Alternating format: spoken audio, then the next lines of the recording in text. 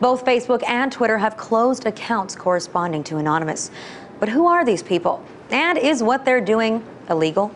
Well, joining me to discuss it is an Operation Payback representative. I want to thank you so much for joining us. I'm going to address you as Anon. Now, I know that Anonymous has existed for several years, that WikiLeaks really didn't begin this entire operation. But if you could tell us why it is that it started, what the goals are here. Well, of course, Anonymous started years ago, but the real goals of this are to show these companies, such as iPlex, the software company that delivers copyright notices. They DDoS'd torrent sites that refused to be taken offline. We're fighting against constant exploitation of copyright laws by the RIAA that are infringing on copyright, against it. And I mean, when circumstances arose surrounding WikiLeaks, it was a much graver threat, one that required immediate action. And we will fight for the vindication of WikiLeaks, and the events surrounding the Pirate Bay have not been forgotten. Companies like this are playing a cruel game with the public and will make them lose. They will lose the game every single time. Now, can you give us any details as to how you've actually been hacking these sites, Visa, MasterCard, and the such lately? Well, like I mentioned earlier, these software companies, of course, DDoSing sites, that's exactly what we've been doing. Among other things, we have been DDoSing sites. We've been flooding them with traffic so other people can't use them. And this has been, they've been taken down by this, and they can't operate like this anymore. We've been attacking them, we've been DDoSing them, so people can't buy things, people can't make transactions. The reason we're doing this is because these companies have, like PayPal, for example, has stopped funding WikiLeaks. They took the funds from WikiLeaks and they refused to give them back. They have given them back now, but we believe this was not really an act that they wanted to do. They were forced to do it. And we have been attacking sites like PayPal, Visa, MasterCard. These are the main sites we've been attacking through the same means that we mentioned earlier. But from what I understand, you actually have thousands of people that are volunteering their computers, essentially downloading this program?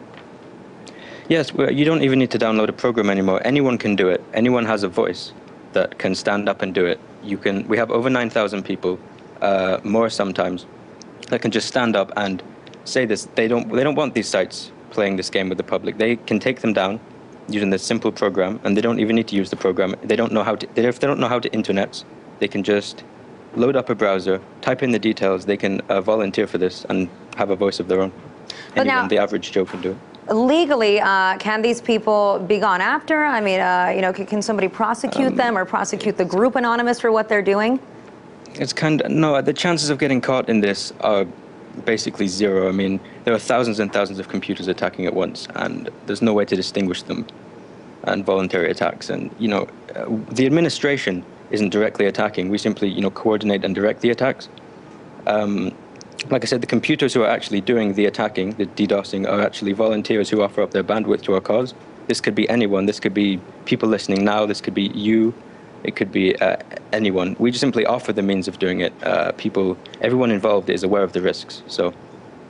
Well, as I can imagine, that probably doesn't make the government all too happy, considering there is such a legal gray area here. But what we do know is that Twitter and Facebook have both taken down the accounts for Anonymous. Has that disrupted your ability to communicate with people, to garner more support for this? Not really, not whatsoever, basically. Those Facebook and Twitter accounts were made for updates and support rather than the coordination of the attacks. We made them to update. And they take them down, we'll put 10 more up. And if they take 10 down, we'll put 100 more up. I mean, I don't think they feel like playing whack-a-mole with us. They're not going to stop the Facebook and Twitter accounts. Is it just whack-a-mole, or would you consider this a full-on cyber war? That's what some people are calling it. Figuratively, at worst. War could be considered between two states. Anonymous is not a state. It would be expressed more as a revolution or a protest. As it is the public standing against agencies that would silence them. But war does sound a bit better on the media, so I guess you could push war, but more a protest or even a revolution. Now, what we heard today is that you were planning on hacking Amazon.com, and the media then, shortly after, reported that your hack, in fact, didn't work. But is that true? What's the real story here? That is untrue. They obviously, the news reports that cited that, obviously didn't get it quite right. We decided not to attack Amazon.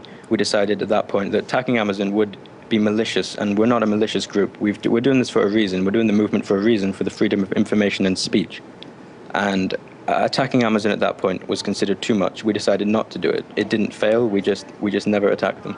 But what's the difference between attacking Amazon or going after Visa or MasterCard? I mean, these are all massive money-making corporations.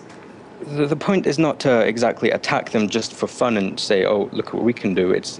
These sites were against WikiLeaks. We support WikiLeaks. We support the information WikiLeaks gives. We support the freedom of information and speech, like I said, and these sites were withdrawing their funds from WikiLeaks. They were against WikiLeaks, and we've taken them down.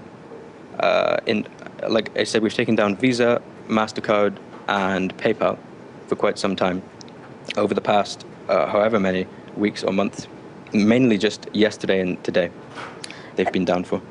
Now, from what I've been reading, Sarah Palin also claims that she was somehow hacked. Was that your doing? Was that a malicious move?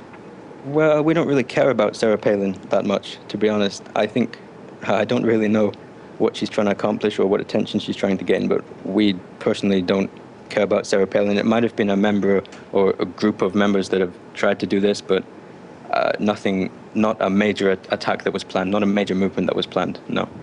Now, politically, this is definitely something new. We haven't really seen it in such a massive scale before, but do you feel like you have the ability to stay one step ahead? You think that you're going to win this, for TV purposes, war?